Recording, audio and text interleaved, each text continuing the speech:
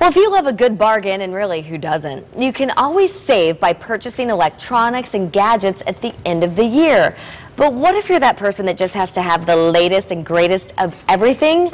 Well, listen up, because buyback programs are a great option. And here to tell us about how it all works is Schwartz from the Better Business Bureau. Good morning. Good to see you this morning. Yeah, same here. So buyback programs, I'm new to this. I'm new to Connecticut. So of course I'm moving to a new home. You want to get a new TV. You want to get all the newest things.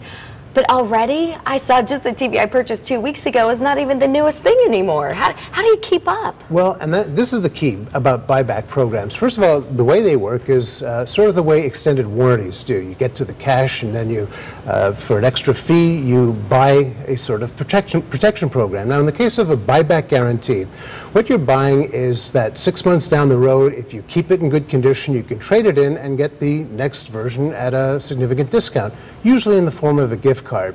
You trade it in at the very same store that you bought it at? That's right. Now, that's a double-edged sword for some people because you're stuck with the retailer. If they don't if they don't have a good discount on whatever the next generation is, you're going to end up obviously having to pay more than you would have liked to. They're not good for everybody. They're very good for some people, and you use the end of the year as an example. Now, if you're buying an electronic item and you're looking towards not wanting to have to pay for the latest one at the holidays at that price, buy it now. Get yourself a buyback guarantee. Now, these can run anywhere between $9 for a throwaway mobile phone to $180 for a big television. And then after the holiday season has passed, you look towards the new year, and then you say, all right, well, you know, I saw something that I liked, something new. I'd like to get that. You bring it back, and then you get a gift card that you can use putting towards the next item. So you're saying it's not good for everyone. Who is it good for? Well, it's very good for people who want to upgrade often. Now, we can use the example of mobile phones, which change quite often. Right. The iPhone 5 just came out. A lot of people just got the 4, and then, great, what do I do with this? Exactly. So you have to buy that program the day that you purchase the phone, the TV. That's right. Some places you should ask because they may give you some kind of leeway with regards to that, but you typically pay the money. Now, the longer you wait, after the 6-month mark is where you have the law of diminishing returns. If you wait a little longer, the device gets a little bit older, you're going to get less back in the way of the cash back. So the clock does start ticking on you. Does every store offer these buyback programs? And is it your responsibility as the consumer to ask if they even offer it?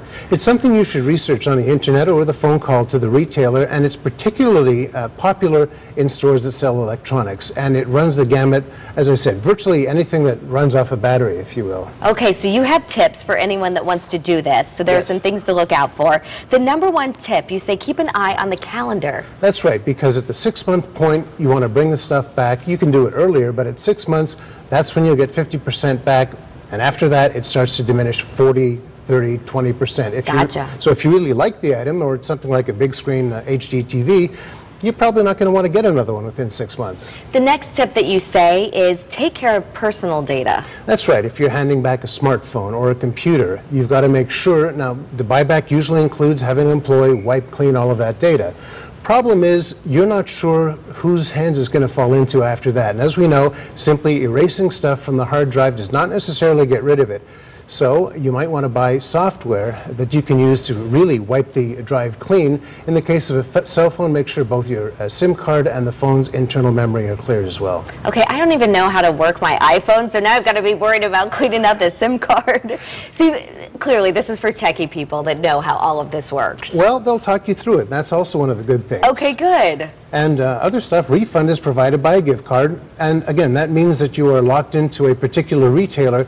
Do your research, find out the terms and conditions, and take a look at what their pricing policy is like to know whether or not they tend to discount often. Okay, this is all good news for tech junkies that want the latest and greatest. Hopefully they can have the coolest thing and save some money at the same time. And they should make sure they return cables and everything. You don't want to get dinged for having to pay for a cable. That's right. Schwartz, thank you so much for joining us this morning from My the Better pleasure. Business Bureau. If you want more information about the buyback programs, just go to our website at WTNH.com and click on Good Morning Connecticut.